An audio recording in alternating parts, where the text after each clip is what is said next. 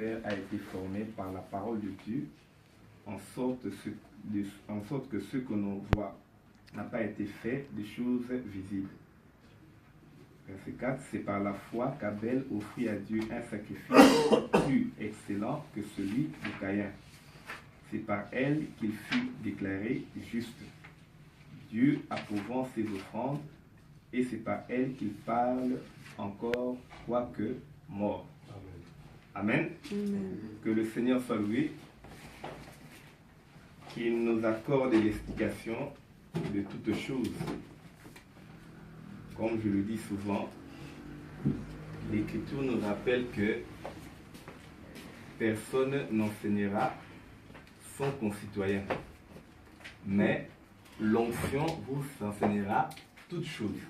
C'est-à-dire, aujourd'hui, ce n'est que le ministre du sanctuaire qui est en train d'apporter sa propre parole. Voilà pourquoi le Seigneur va dire, je serai avec vous tous les jours jusqu'à la fin du monde. Comment est-ce que le Seigneur, quoi qu'il soit mort dans la chair, mais il reste au milieu de nous. Il est au milieu de nous parce que c'est au travers de son esprit qu'il est en train de nous parler. Donc aujourd'hui, le seul ministre dans l'Église, ce n'est que notre Seigneur Jésus-Christ. Voilà pourquoi aucune personne ne peut se lever pour dire « Moi, je suis le véritable apôtre ». Parce qu'en réalité, le véritable apôtre, c'est Jésus. Aucun prophète peut se lever et dire « Moi, je suis le véritable prophète ». Parce qu'en réalité, le véritable prophète, c'est Jésus. Et lorsque nous voyons Jésus même marcher dans les rues de Galilée, il va poser les questions aux disciples en leur demandant « Mais que dit-on de moi? Qu'est-ce que les gens disent en ce qui me concerne ?» Vous allez remarquer que l'identification de Jésus était basée sur les prophètes. Donc en fait, lorsqu'on écoutait Jésus, on écoutait parler Habakkuk, on écoutait parler Isaïe, on écoutait parler Jean, on écoutait parler Moïse. Cela veut dire que tous les prophètes étaient en Jésus, comme aussi tous les apôtres sont en Jésus, comme aussi tous les fils du royaume se retrouvent en Jésus. Voilà pourquoi on peut dire jamais homme n'a parlé comme cet homme. Parce que le langage de Jésus, en réalité, c'est le langage de tous les fils du royaume qui se retrouvent en une seule personne. C'est pourquoi lorsqu'il va parler, tu vas entendre Isaïe, tu vas entendre Pierre, tu vas entendre Élie, tu vas entendre tous les fils du royaume. Donc, en Jésus, nous voyons celui qui parle. Celui-là qui est capable de donner la nourriture au temps convenable. Or, la nourriture au temps convenable, le Seigneur, son souci, comme je l'ai dit, son souci à lui est que lorsqu'il va revenir sur la terre, qu'il puisse trouver la foi dans l'Église. Cette foi dans l'Église, ce que Paul dit, une foi commune, c'est-à-dire que toutes les églises de la terre, et l'église locale, ceux-là, là où se retrouvent ces enfants, ceux qui font former une seule église, qu'ils puissent retrouver une seule foi. C'est ça le problème. C'est-à-dire, on ne peut pas retrouver quelqu'un qui dit, il est par exemple aux États-Unis, lorsque le Seigneur revient, lui il a sa foi, toi qui es en France, tu as aussi ta propre foi. Ça ne peut pas exister. La foi doit être et doit se retrouver dans le cœur de tous les fils du royaume. Nous devons avoir la même foi. C'est pourquoi, vous verrez dans Actes, lorsqu'ils ont commencé l'église locale, l'Écriture nous dit que tout ce monde-là avait un seul cœur. Comment est-ce que tout le monde peut avoir un même cœur? Ça, c'est encore aussi tout un mystère. Comment est-ce dans l'église locale? Parce que Jérusalem, c'était une église locale, comme toutes les villes locales de la terre. Mais on dit que tous ces gens qui étaient là avaient un seul cœur. C'est-à-dire ce cœur repenti, ce cœur-là où il y a la foi, ils pouvaient vivre la même foi.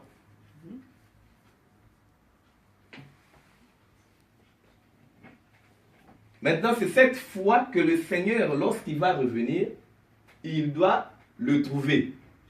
C'est pourquoi Paul dira ceci, dans Hébreux chapitre 6. Il dit ceci. Il dit, c'est pourquoi, laissant les éléments de la parole de Christ, tendons à ce qui est parfait, sans poser de nouveau le fondement du renouvellement aux œuvres mortes, de la foi en Dieu, de la doctrine des baptêmes, de l'imposition des mains, de la résurrection des morts et du jugement éternel. Parce que Paul voit dans la foi comme un fondement qui doit se retrouver dans le cœur de tous les fils du royaume. C'est un fondement. Or, ce fondement, c'est ça même la base qui doit tenir un enfant de Dieu. C'est pourquoi il est écrit, sans la foi, tu ne peux pas être agréable à Dieu. Pourquoi? Parce que la foi, c'est un socle, c'est une base. C'est le commencement aussi de tout un enfant de Dieu, une base qui doit le soutenir dans sa marche. S'il ne comprend pas ça, il aura du mal aussi à marcher avec le Seigneur. Parce que la Bible dira, deux personnes ne peuvent pas marcher ensemble s'ils ne sont pas d'accord. Cela veut dire, si tu n'es pas d'accord, tu n'es pas au même diapason avec le Seigneur, tu ne peux pas aussi marcher avec lui. C'est pourquoi le Seigneur sur la terre, il va dire, le Père agit et moi aussi j'agis. C'est-à-dire que lorsqu'ils marchent, ils sont d'accord. Tout ce que fait le Seigneur, tout ce que fait le Fils, le Père est d'accord avec cela. Donc, marcher avec Dieu, on le verra plus tard, mais tu ne peux pas marcher avec Dieu en désaccord. Pour marcher avec Dieu, pour dire que je marche avec Dieu, tu dois marcher selon les principes de sa parole. Dans l'obéissance, comme dit Paul, l'obéissance jusqu'à la croix. Cela veut dire, on est d'accord. Et la foi, qui est un socle, qui est une base pour tous les fils du royaume, doit être bien comprise et démontrée dans notre vie. Parce que la Bible dit, c'est une ferme assurance des choses qu'on ne voit pas et une démonstration. C'est-à-dire, tu dois prouver que le Seigneur t'a bel et bien transmis cette foi. La foi, ce n'est pas parler, mais la foi, c'est une démonstration des choses. C'est-à-dire que tu dois démontrer les choses qu'on ne voit pas. C'est pourquoi j'avais dit, les choses qu'on ne voit pas ne peuvent pas exister sur la terre. Parce que tout ce qu'il y a sur la terre, on peut le voir. Tout sur la terre, tout ce qu'il y a sur la terre, l'homme peut le voir. Mais quelles sont les choses où l'homme ne peut pas voir? ce ne sont que les choses du royaume. Parce que les choses du ciel sont invisibles aux yeux des hommes. Voilà pourquoi Moïse, il monte sur la montagne, il parle avec Dieu. Lorsqu'il descend, il fait le tabernacle. Lorsqu'il fait le tabernacle, les gens voient les ustensiles, ils voient les portes, ils voient les rideaux, ils voient tout. Ils voient le tabernacle, les choses que l'on voit. Mais en réalité, ce tabernacle explique les choses qu'on ne voit pas. Parce que ce tabernacle expliquait tout un homme. Mais lorsqu'il vient sur la terre, il dit, faites ça, prenez ce carré, donnez cette mesure, les gens voient un tabernacle. Lorsque le tabernacle est fini, la Bible dit, la gloire de Dieu descend, Dieu doit habiter au milieu des hommes. Donc on a compris en réalité que ce tabernacle, ce n'était que tout un homme qui doit marcher au milieu de son peuple. Ce que les yeux des hommes peuvent voir, ce qui est caché dans le ciel, on ne peut pas voir. Or, ce qui est dans le ciel, pour le manifester sur la terre, c'est ça, tu ne peux que le manifester lorsque tu as compris la foi. Parce que tu dois le démontrer. C'est pourquoi on avait dit que Paul a compris cela par la révélation. Le Seigneur va lui donner des exemples. Commençant depuis Abel et marchant avec beaucoup de prophètes pour que nous puissions comprendre et saisir comment marcher avec Dieu. En prenant ces exemples, nous allons comprendre la foi c'est quoi. C'est pourquoi nous avons lu dans Genèse chapitre 4. On a vu une histoire. On nous parle d'Abel. On dit que Abel, c'est par la foi qu'il va faire une offrande à Dieu. Et cette offrande qu'il donne à Dieu, Dieu va déclarer cet homme juste. Lorsqu'il fait cette offrande, Dieu lui déclare juste. Et jusqu'à aujourd'hui, bien qu'il est mort, son offrande continue toujours à parler. C'est pourquoi on s'est posé la question. Est-ce que Dieu peut se contredire? Parce que le même Dieu, il va dire à Paul que nul n'est juste, pas même un seul. Donc, Dieu dit à Paul, sur la terre, il n'y a personne qui soit juste. Pourquoi? Parce que le péché a régné depuis Adam jusqu'à Moïse, jusqu'à ceux qui vont naître même bien après. Cela veut dire que sur la terre, on ne peut pas trouver un juste. Le seul juste sur la terre, c'était le Seigneur Jésus-Christ. Parce que la Bible témoigne et confirme, c'était un agneau sans défaut. Lui, il était parfait. Pas de défaut. Pas de faute. C'est la seule personne qui était juste sur la terre.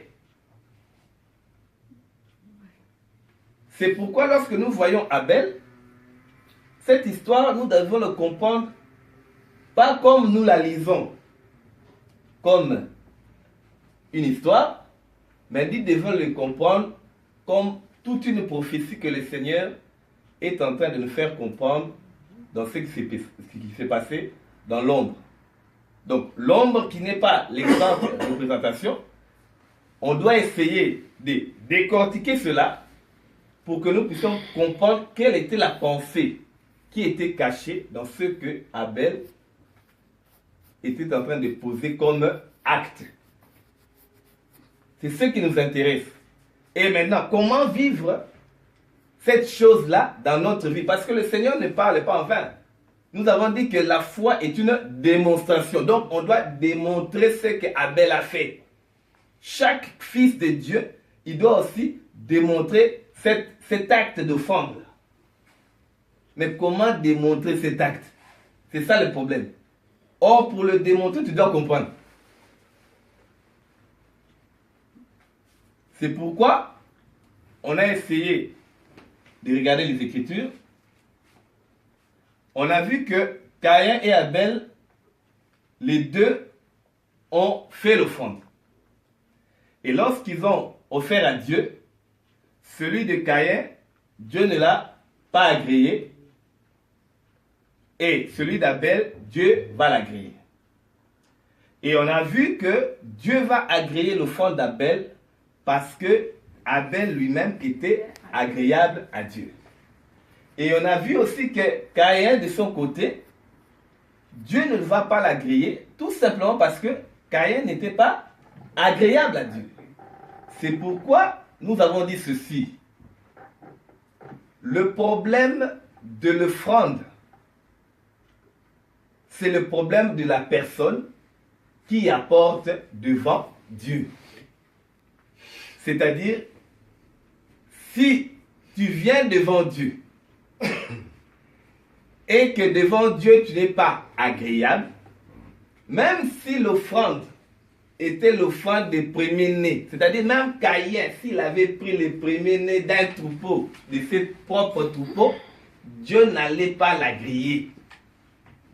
Tout simplement parce que devant les yeux de l'Éternel, Caïn n'était pas agréable. C'était ça le problème. Parce que l'offrande représente la personne même qui apporte cela. Lorsqu'on offrait, on apportait l'offrande au sacrificateur pour qu'il puisse présenter devant l'Éternel, l'offrande représentait la personne. Si un peuple pêche, la Bible dit, ils vont prendre tout un taureau. C'est-à-dire, lorsque Dieu voit le taureau, il comprend, c'est tout le peuple qui a péché. Donc, l'offrande représente la personne qui apporte. C'est pourquoi on a vu cette femme, lorsqu'elle vient se présenter, dans le temple, elle apporte ses 2 deniers, et Jésus va dire, elle va donner tout ce qu'elle avait, c'est-à-dire, elle s'est donnée elle-même.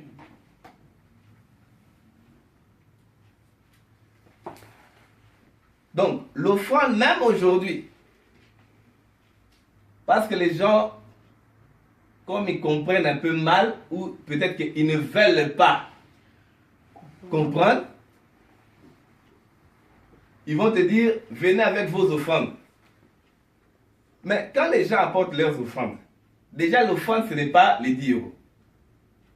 L'offrande, ce n'est pas ce qu'on apporte dans une corbeille.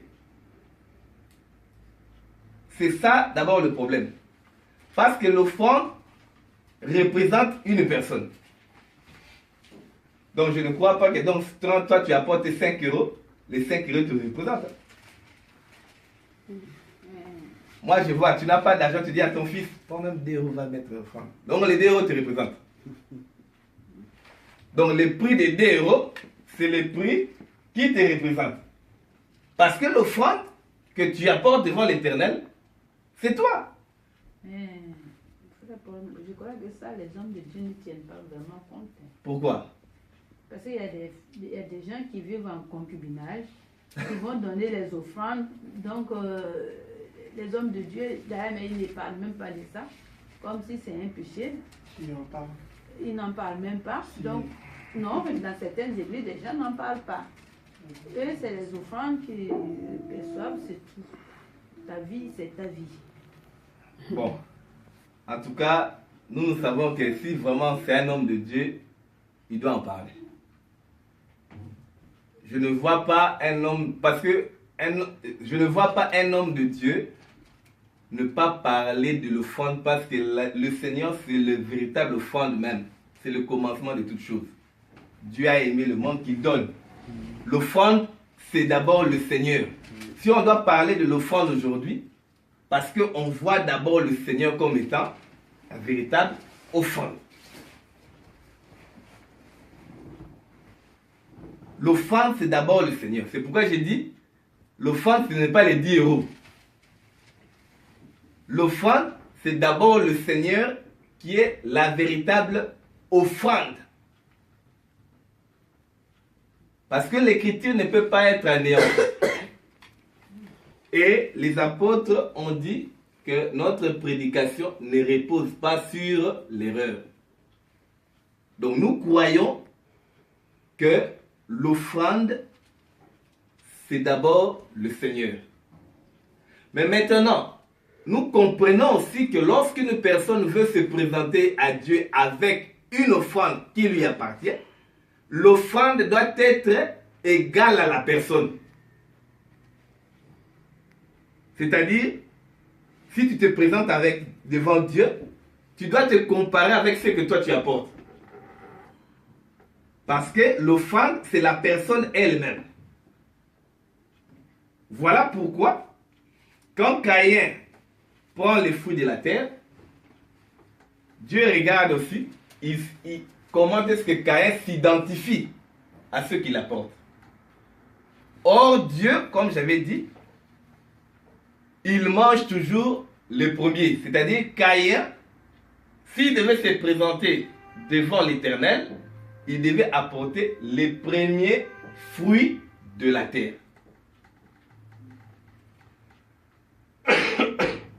Déjà, c'est qu'il ne l'a pas fait.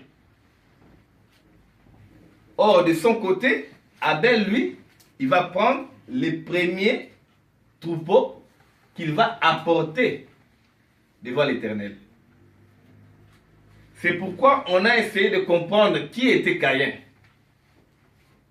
Parce que Caïn, en fait, c'est une représentation.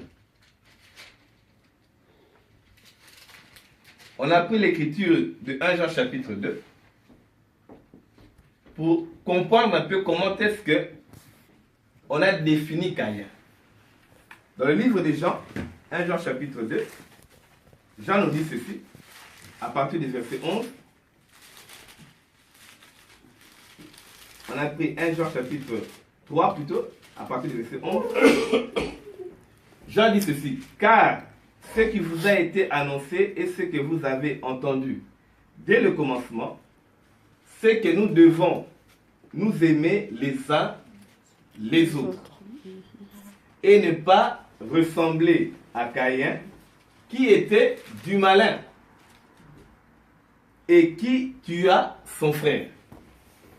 Et pourquoi le tuait-il? Parce que ses œuvres étaient mauvaises et que celles de son frère étaient justes. C'est-à-dire, Jean, quand il voit Caïn comme quelqu'un qui avait des mauvaises œuvres. Donc Caïn, Jean le définit comme étant quelqu'un qui avait des mauvaises œuvres. Donc cela veut dire, en Caïn qui va tuer son frère, nous voyons tous les gens qui sont dans les mauvaises œuvres.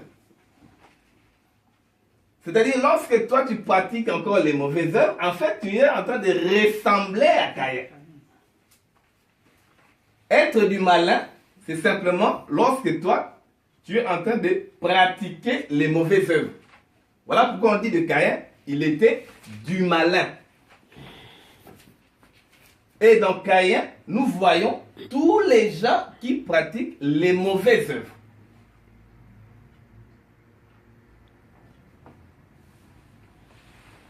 Et le Seigneur lui-même va encore démontrer encore autrement comment percevoir Caïn. Parce que Caïn, on l'identifie comme les gens des mauvaises œuvres. Caïn, on l'identifie aussi comme Israël qui tuait les prophètes. C'est-à-dire, toute cette partie d'Israël qui tuait les prophètes, c'était aussi l'image de Caïn. Matthieu chapitre 23.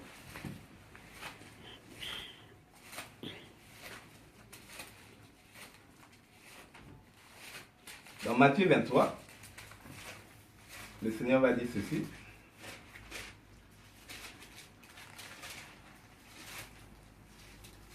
Matthieu chapitre 23, à partir du 31e verset, Jésus va dire ceci. Vous témoignez ainsi contre vous-même que vous êtes les fils de ceux qui ont tué les prophètes. Comblez donc la mesure de vos pères, serpents, race de vipères. Comment échapperez-vous au châtiment de la géhenne? C'est pourquoi voici, je vous envoie des prophètes, des sages et des scribes. Vous tuerez et crucifierez les uns, vous battrez des verges les autres dans vos synagogues, et vous les persécuterez de ville en ville, afin que retombe sur vous tout le sang innocent répandu sur la terre, depuis le sang d'Abel, le juste, jusqu'au sang de Zacharie, fils de Baraki, que vous avez tué entre le temple et l'autel. Je vous le dis en vérité, tout cela retombera sur cette génération.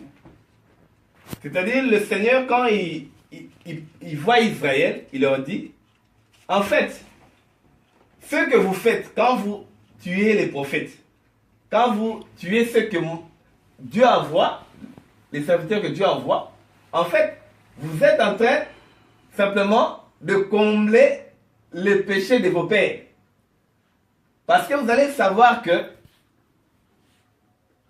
Dieu, pour agir, lorsqu'il fait la promesse à Abraham, il va dire que le peuple va aller en esclavage pendant 400 ans en Égypte. Mais il va dire que je jugerai la nation qui va les retenir captifs. Mais pour qu'il y ait délivrance du peuple, il faut que l'iniquité des Amoréens puisse arriver à son comble. C'est-à-dire que le Seigneur ne peut pas venir délivrer le peuple si le péché n'arrive pas à son comble. Mais quelqu'un va se poser la question, il va dire, mais est-ce qu'aujourd'hui, le péché n'est pas encore à son comble? Parce que nous voyons encore... Hein? Moi, je me pose aussi souvent la question. Ah! Est-ce que le péché n'est pas à son comble? Hein? C'est à quel niveau? À quel niveau? Quelqu'un peut se dire ça. Mais le Seigneur a dit, lorsque le péché sera à son comble, à la 4e génération, je vais délivrer mon peuple. C'est trop long. Donc le Seigneur, il va attendre, calmement. Il patiente. C'est pourquoi Paul dit, tout ce temps-là de la patience, en fait, Dieu n'attendait que l'iniquité puisse arriver à son comble. Parce que la Bible dit, là où les péchés abondent, la grâce de Dieu surabonde. La grâce de Dieu ne peut pas se manifester si le péché n'arrive pas aussi à son comble. Or, la grâce de Dieu, c'est le Seigneur. Lorsqu'il vient donner la vie à Golgotha, c'est parce que le péché était arrivé à son comble. Donc, tout ce que nous pouvons voir aujourd'hui, en réalité, a déjà été accompli à Golgotha. En fait, Golgotha, c'est l'accomplissement de toutes les choses, de toutes les prophéties. Mais maintenant, il y a ce qu'on appelle le temps de l'accomplissement et le temps de la manifestation. Parce que vous allez remarquer, lorsque le Seigneur fait la promesse d'enlèvement, Paul nous parle du son de la trompette, par la voix d'un archange, parce qu'on va voir ça. Quelqu'un peut se dire, bon voilà, lorsque le Seigneur meurt à la croix, il ne nous a pas enlevés. C'est comme si l'enlèvement n'a pas encore eu lieu. Mais pourtant le Seigneur dit, je vous ai délivré des ténèbres et fait quoi? Et je vous ai transporté. Donc en réalité, il y a déjà eu l'enlèvement. Mais cet enlèvement, nous le vivons, c'est ce que la foi dit. Est une ferme assurance des choses qu'on est. C'est-à-dire que nous vivons dans l'espérance dans l'espérance de pouvoir voir l'accomplissement de l'enlèvement qui a été fait à Golgotha pour que nous puissions maintenant la vivre. Ce que nous attendons, c'est la rédemption du corps. C'est pourquoi si le Seigneur ne t'enlève pas au moment où il est en train de donner sa vie, tu ne peux pas aussi t'attendre qu'un jour tu seras enlevé. Parce que c'est à Golgotha que le Seigneur est en train de faire le comptage de tous ses enfants. Il les réunit, ses enfants, il les rassemble, ses enfants, et il les transporte. Maintenant, qu'est-ce que les enfants attendent? C'est la rédemption du corps. C'est pourquoi Paul dit, les morts vont ressusciter en premier, et ceux qui seront vivants vont faire quoi? Ils vont changer. C'est-à-dire, ils attendent simplement la rédemption du corps. Mais l'enlèvement, le Seigneur l'a déjà accompli à Golgotha. C'est ça le mystère. Il y a un temps d'accomplissement, c'était à la croix, et il y a un temps de la manifestation. Parce qu'à Golgotha, le Seigneur, qu'est-ce qu'il va dire? Tout est accompli. C'est-à-dire, le diable déjà a eu son jugement. C'était là. Parce que les gens vont croire qu'il y aura encore une table ronde ou bien un avocat qui va s'asseoir quelque part. Non, le jugement a déjà eu lieu. Parce qu'il dit, maintenant le prince de ce monde est jugé. C'est-à-dire, le jugement a déjà eu lieu à la croix. Mais ce que les gens vont attendre, ce sont les manifestations de la conséquence de Golgotha. C'est ce que maintenant le monde doit voir. L'enlèvement des fils du royaume, ce sont les conséquences du véritable enlèvement que le Seigneur avait déjà accompli. Là où il a comptabilisé tous les fils. C'est pourquoi, lorsque tu comprends la foi, nous vivons dans cette foi avec l'espérance. Parce que l'espérance, la Bible dit, c'est l'encre de l'âme. Elle est liée à notre salut. Voilà pourquoi Paul va dire,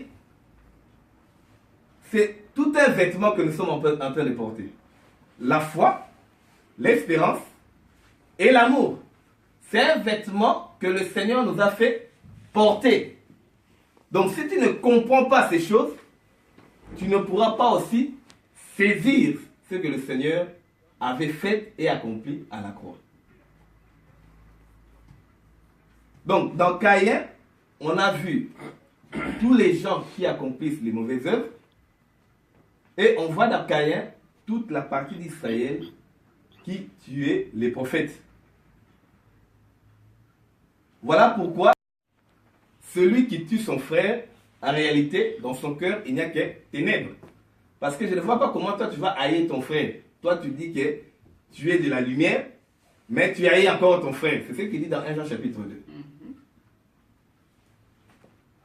Donc celui qui hait déjà son frère,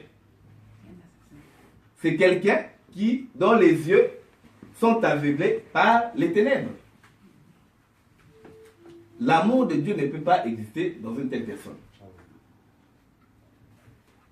Voilà pourquoi même quand cette personne apporte son offrande, Dieu ne peut pas l'agréer. C'est pourquoi l'œuvre que Abel est en train de faire, la Bible dit, il le fait par la foi. En faisant cette offrande, cet acte, il le fait par la foi. C'est à cause de cette œuvre que Dieu va le déclarer juste. Or, à Golgotha, le Seigneur, c'est lui qui a accompli le sacrifice excellent. Parce que la Bible dit, en réalité, tu n'as voulu ni sacrifice, ni holocauste. C'est-à-dire que c'est là où maintenant les gens vont entrer dans la confusion. Comment est-ce que Abel, physiquement, il avait fait une offrande, Hébreu 10 nous dit, Dieu n'a voulu ni sacrifice, ni holocauste. Il n'avait rien à créer. Et il dit, tu m'as formé un corps pour que je fasse ta volonté. Cela veut dire que même quand Abel physique posait cet acte, en fait, cet acte ne devait que parler du véritable offrande qui devait être donné. Amen. C'est pourquoi tu ne peux pas comprendre, mais comment on dit que Abel fait cet acte par la foi. Si la foi était, parce que c'était lié à une demande. C'est pourquoi j'ai dit, si la foi était liée à une demande, mais quelle était la demande d'Abel par cet acte?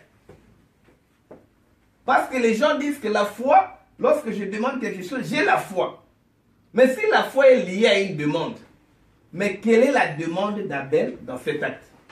Parce que cet acte, la Bible dit, il le fait par la foi. Donc, on a compris simplement que les sacrifices qu'on donnait dans tous les temps de la loi, c'est ça les sacrifices que Caïn a fait. C'est-à-dire, les taureaux, les veaux, quand ils apportent ça, Dieu regarde comme ça et dit non. Ce n'est pas ça. Dieu regarde comme ça et dit non. Jusqu'à ce qu'il a fallu le véritable Abel puisse apporter le sacrifice excellent. Lorsqu'il va poser cet acte, la Bible dit, Dieu va le déclarer juste. C'est pourquoi l'Écriture dit que son sacrifice parle jusqu'à aujourd'hui, quoi qu'il est mort. Quel est le sacrifice qui parle jusqu'à aujourd'hui, quoique cette personne d'Abel est morte? Ce n'est que Golgotha. C'est ce que le Seigneur Jésus va accomplir. C'est ça, ce sacrifice excellent, qu'aujourd'hui, il est en train de parler, quoique mort. C'est pourquoi la Bible dit que le sang de Jésus parle mieux que le sang d'Abel. Parce qu'en réalité, le sang d'Abel, lorsque ce sang a coulé, le sang d'Abel n'a pas pardonné. Le sang d'Abel a demandé vengeance. C'est-à-dire, le sang a crié vengeance. Mais par contre, le sang de Jésus, comme c'est un sang excellent, qu'est-ce qu'il fait? Il dit, Père, pardonne-leur. C'est ça le sang excellent. C'est pour ça que ce sang parle mieux que le sang d'Abel. Parce que le sang d'Abel, en fait, c'est le sang de tous les innocents qu'on a tués. Or, tous ces innocents qu'on a tués, ils ne réclament pas que Dieu pardonne. Il dit, Dieu, quand est-ce que tu vas nous venger? Mais attends, hein? Nous sommes quand même tes fils. Je ne vois pas un père, il va laisser vraiment son fils être massacré sans réaction. Mais un père, hein? Venge-nous. Donc le sang d'Abel réclame vengeance. Mais le sang de Jésus parle mieux que celui d'Abel. Parce que le sang de Jésus, c'est, il accorde le pardon. Le pardon. Le pardon. Voilà pourquoi un fils du royaume, on peut te maltraiter. On peut faire tout ce qu'on veut sur toi.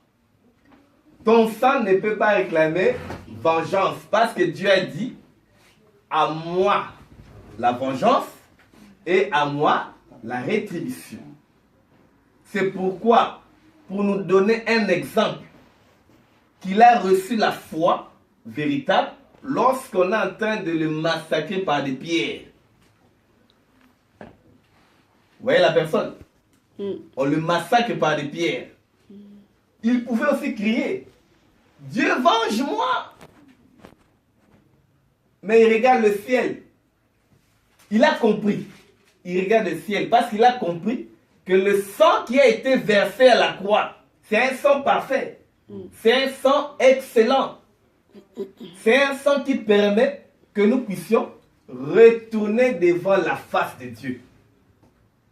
Aujourd'hui, tu peux encore invoquer Dieu. Or, hier, tu ne pouvais pas le faire parce que tu étais ennemi avec lui. Si le sang de Jésus n'était pas versé, tu ne pouvais pas le faire.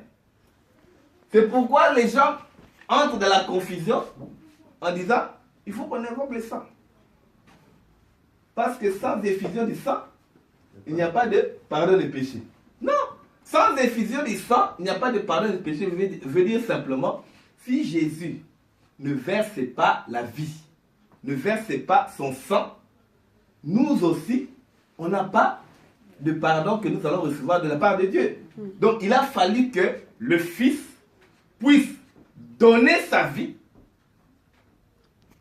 pour que nous puissions être pardonnés. Point barre.